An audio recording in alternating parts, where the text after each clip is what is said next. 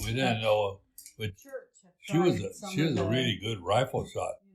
Before we went, I took her to a rifle range, and so this guy came along and he kept sticking his nose. There was nobody there, deserted thing, and they kept sticking his nose in, telling her what to do and not to do. And I said, she knows how to shoot the gun. She shot it before.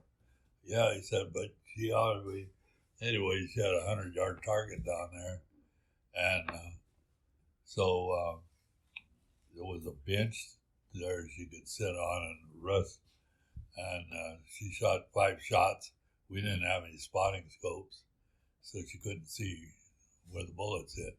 And this guy went right with us, walking behind us, and he got up there and he went. All 5 of them were in a black bullseye like that. And he said something. I wish I could remember exactly what he said. He was dragging his tail. He was so damn embarrassed. He left right there. He said, I can see I'm not needed here. Anyway, he left. So she could. So now I could shoot my own gun because her dad was up there and the season was closed for him. So we used his gun for her to take. Well, we had, and that was the coldest winter and the most snow in the history of Salt Lake. That winter we were there, it was 157 inches of snow in Salt Lake itself. Anyway, we get up and we drove out in this area in the dark, and I said, well, we'll take a lunch and we'll eat breakfast in one little town out there. And we pulled in a little town. Nothing was open on a Saturday, and so we started heading in the direction that the map said the mountains were.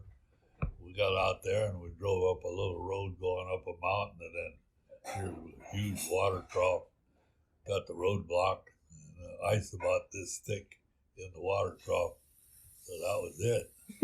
So, we're going to walk in there without eating it. Let's eat our lunch for breakfast in the car.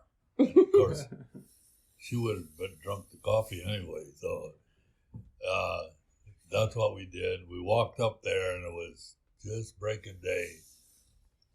And when we got to the kind of the end of that road, there was another range of mountains went along and way around, and there wasn't a tree on it, and it was all sagebrush, and a whole flock of deer got up way over there. And I want to tell you, conservatively, it was over 500 yards. So I sat down, gave her the binoculars, and said, what she did was we didn't have wool clothing, and I had a pair of these pants that have a knit at the bottom of the leg, were good for getting into hip boots and stuff like that. And so she wore that. She did have a good pair of hunting boots. She wore those, but underneath, what I didn't know, she had walked off with the bottom of a sweatsuit that I had. So she had that on, and the pants were mine, and so she's all tied up with that, and the spare bullets in the pocket on the side, that big pocket that you put your hand in. So there's no way she could shoot at these deer anyway. It's probably the furthest I ever shot a deer. And I said, tell me where I hit. But I'd shoot, and she said, I can't see anything. The ground was frozen and a little stumpy sagebrush. Well, finally, I just kept shooting higher and higher, and I could judge the height a little bit because the scope covered up 4 inches at each 100 yards, so it's covering up more as you go. So if you know the relative, size, but the deer were running, and this one's in the back end. And so on the fourth shot, the deer went straight in the air, just like that. And those went right down out of sight into the bottom of the canyon there. And so she started on, get me one, get me one. So they're running around. So I thought if I ran on the ridge we were in, the ridges kind of converged half a mile down the place.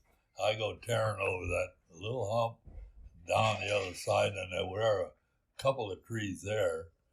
And I'm running down there looking at the deer going down the ridge over there, and it's still 600-700 yards away. But I thought I'd get, maybe if we go fast enough, I'd get close enough up here. And all of a sudden, whang! A damn bullet goes over my head. Whang! 6 of them. What the hell?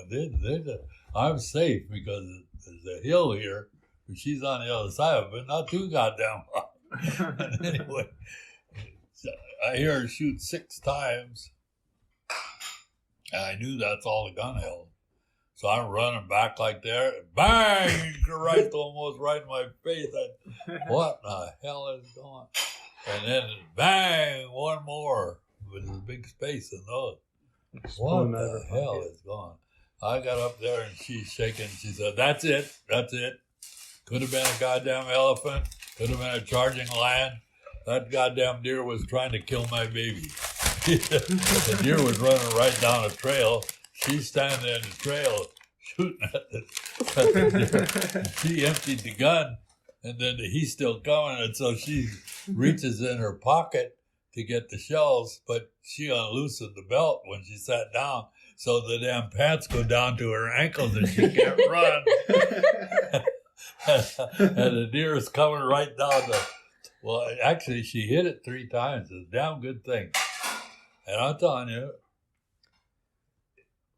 well, about from here to the lamp is where it collapsed. If this is where she was saying.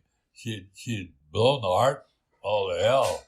But sometimes when you shoot them in the heart, they'll run 50 yards fast as they can ever go in their life. And she was just shaking.